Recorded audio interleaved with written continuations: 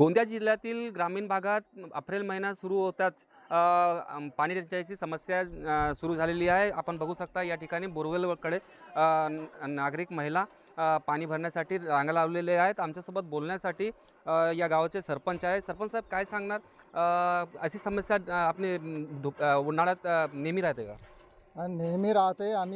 मी 5 वर्षापासून सरपंच आहे, परंतु जलजीवन मिशनचे कामं 5 वर्ष झाले सुरू आहेत, परंतु आतापर्यंत 100% झाले नाही, 70% झाले आहेत। पण आमची मागणी आहे की 100% पूर्ण करून लवकरात लवकर लोकांना पाणी देण्यात यावं।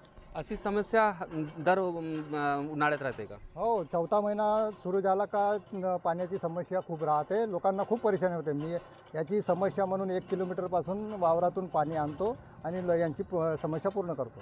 जलजीवनचे आपल्याकडे 5 वर्षापासून काम सुरू आहे, तर किती 70% चालेल का? 70% झालं आहे, 30% बाकी आहे। आमची मागणी आहे की 30% पूर्ण करून लोकांना पाणी देण्यात यावं।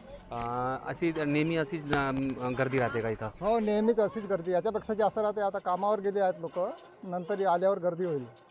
नक्कीच या गावामध्ये जलजीवन मिशनचे कामे अपूर्ण आहेत आणि गावकऱ्यांची मागणी आहे की लवकरात लवकर जलजीवन मिशनचे काम करावे। साईद पठाण, TV9 मराठी, गोंदिया।